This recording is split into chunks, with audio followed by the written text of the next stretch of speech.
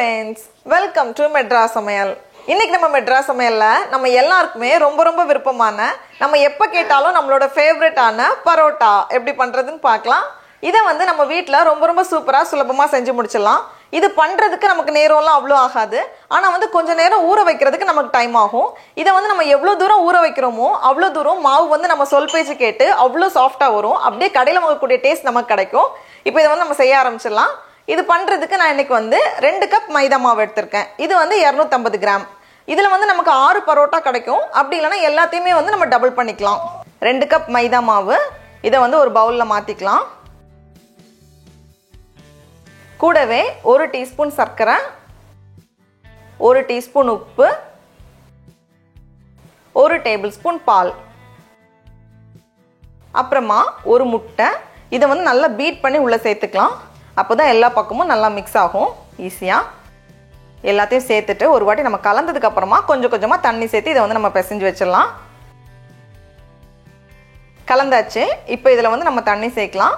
நான் வந்து 1/2 கப்பை விட கொஞ்சம் குறைவா சேர்த்துருக்கேன். கிட்டத்தட்ட 1/2 கப் சேர்த்துருக்கேன். கொஞ்சமா சேர்த்துட்டு நம்ம வந்து கொஞ்சம் சாஃப்டான பதத்தில் பிசையணும்.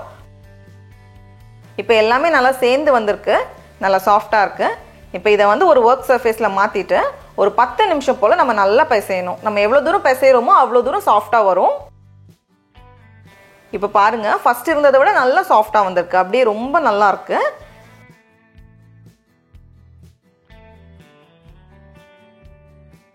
இதை உள்ள வச்சிடலாம். மேல மறுபடியும் 2 டேபிள் ஸ்பூன் போல எண்ணெய். எப்பவுமே காயாம நம்ம பார்த்துக்கணும்.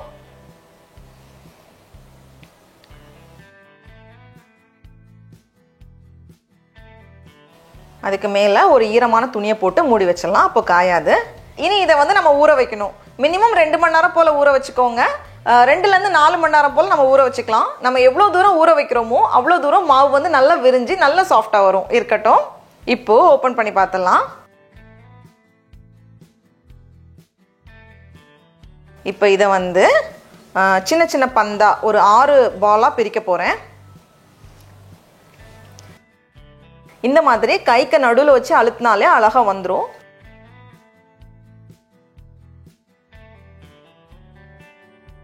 எந்தவித விரிசலும் இல்லாம நல்ல ஸ்மூத்தா நம்ம உருட்டி வைக்கணும்.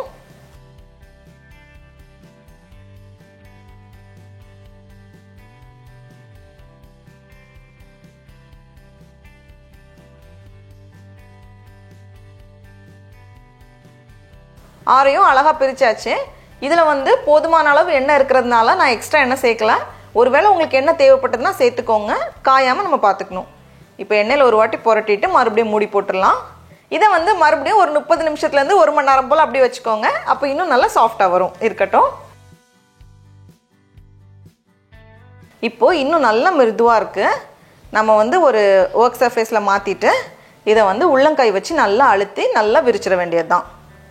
எவ்வளோ மெல்லிசா முடியுமோ அவ்வளோ மெல்லிசா நம்ம விரிச்சிக்கலாம். லைட்டாக சின்னதாக ஓட்டை வந்தாலும் பரவாயில்ல.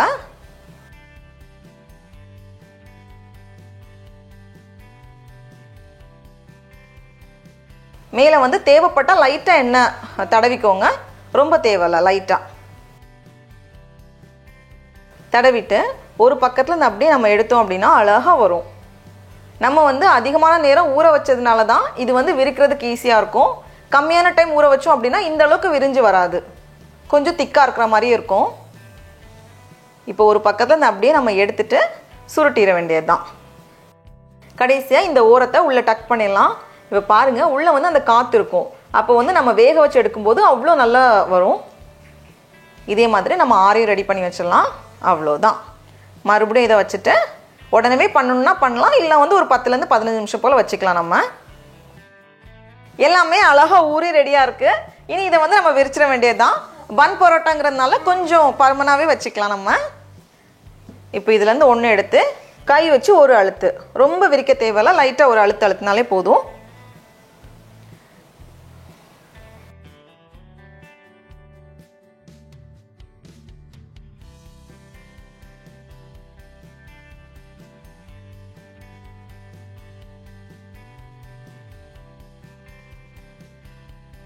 இப்போ தோசைக்கல்லில் கொஞ்சம் எண்ணெய் சேர்த்துட்டு எண்ணெய் சூடானதும் இதை போட்டு நம்ம நல்லா 2 பக்கமும் திருப்பி போட்டு நம்ம வேக வைக்கணும். மிதமான சூடில் வச்சுக்கோங்க. ரொம்ப அதிகமாகவும் இருக்கக்கூடாது, அது என்ன ரொம்ப குறைவாகவும் இருக்கக்கூடாது. மிதமான சூட்லேயே போட்டு 2 பக்கமும் திருப்பி போட்டு நம்ம வேக வச்சு எடுக்கணும்.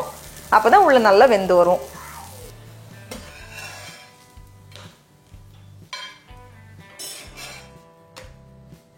இப்போ பாருங்க 2 பக்கமும் நல்லா அந்த கோல்டன் கலர் வந்திருக்கு. இப்போ இதை எடுத்து நம்ம வெளியே வச்சிட வேண்டியதுதான். இது கொஞ்சம் சூடாக இருக்கும்போதே நம்ம அடிச்சிடணும். கை வச்சு அடிக்கிறப்போ கொஞ்சம் சுடும் அப்படின்னா மேலே ஒரு டவல் போட்டுட்டு அடிச்சுக்கோங்க. அப்போ சூடு தெரியாது நமக்கு. இந்த மாதிரி எல்லாத்தையுமே அடிச்சு வச்சிட்டோம்னா அழகான பன் பரோட்டா தயார்.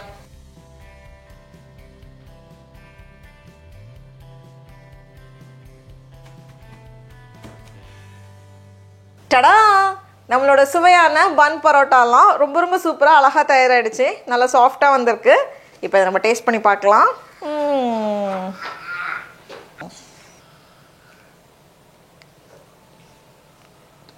ரொம்ப சூப்பராக இருக்குது. நீங்களும் கண்டிப்பாக அந்த ரெசிபியை வீட்டில் செஞ்சு பாருங்கள். உங்களுக்கு இந்த வீடியோ பிடிச்சிருந்துச்சுன்னா மெட்ராஸ் சமையலுக்கு சப்ஸ்கிரைப் பண்ணுங்கள். நாவின் சுவையரும்புகள் மலரட்டும்.